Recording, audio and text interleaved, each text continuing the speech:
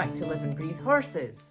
Today we are going on with this fabulous book, More Than a Horseman, collection of stories about the life and work of Tom Dorrance. And today's story comes from the author Nicholas Evans, who wrote the book The Horse Whisperer, which later became a very famous film with Robert Redford. I met Tom Dorrance in the early spring of 1994. I was researching my first novel, The Horse Whisperer, and was looking for people who had a special, gentle way of working with horses. A friend in Montana mentioned Tom's name and two others, Ray Hunt and Buck Brannaman. I went to see Ray first. He was down in New Mexico at the time, and he was helpful and never showed any impatience with all the dumb questions I asked. It was the same with Buck, who was taught by Ray. Buck later became a friend and did a lot of work on the movie Robert Redford made of The Horse Whisperer. A lot of the times you see Redford from behind working with a traumatized pilgrim. It's really Buck with his hair dyed blonde. For reasons I won't go into, many people seem to think Monty Roberts was the inspiration for my character Tom Booker. It's not true. I've never seen him in the presence of a horse. The character is entirely fictional, but it was the work of Ray, Buck, and the great Tom Dorrance that inspired me. I never forget the day I met Tom. It was a hot April morning when I arrived in Gustine.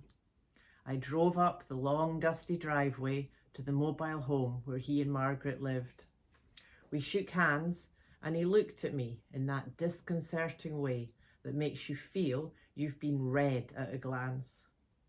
He told me that someone was bringing a horse over that morning, and I was welcome to stay and see what happened. I remembered him saying there was no such thing as a horse problem, only horses that had people problems. You could hear the horse hollering and kicking inside of the trailer as it came up the driveway. His owner had driven him a couple of 100 miles to see if Tom could do anything with him. Then he came out of the trailer. He was like a tornado of fear. Everyone kept well clear. I've never seen a horse so disturbed. Somehow they got him down to the arena. Tom drove me there in his little golf cart, and I stood next to him, leaning on the arena gate, watching the horse rampaging around, kicking up the dust, tossing his head and yelling. I asked Tom he thought what was wrong with the poor creature, and he said quietly, "Oh, he's just forgotten how to be a horse."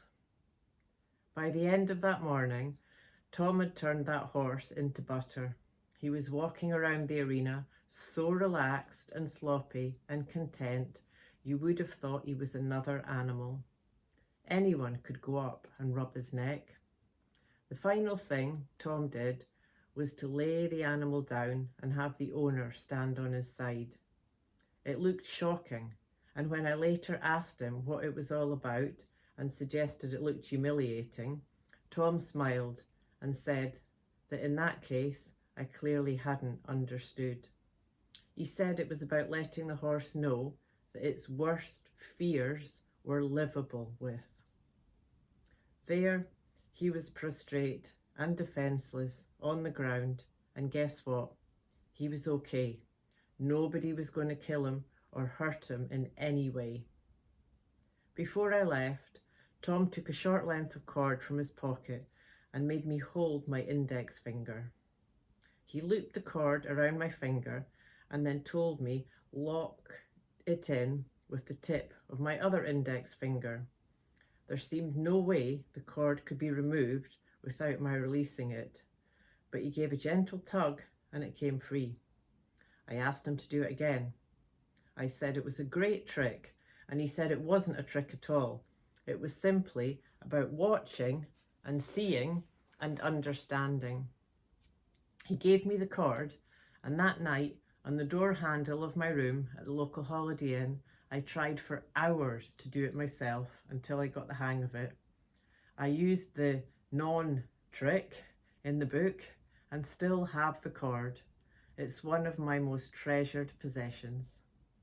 When The Horse Whisperer was published, I sent Tom a copy. I had, of course, thanked him in the acknowledgements. I thought he would be pleased, but I was told that he wasn't. In some way, I think he felt exploited. I wrote him a long letter, but didn't hear back from him. A mutual friend told me his attitude to the book mellowed over the years that followed. I hope so. Everything Tom did, his whole life, had been devoted to the welfare of the horse. I believe the book helped spread his wonderful work, and that horses all over the world have been greatly helped. So there we go. Thank you for joining me. Keep tuning into the light, and I look forward to see you next time.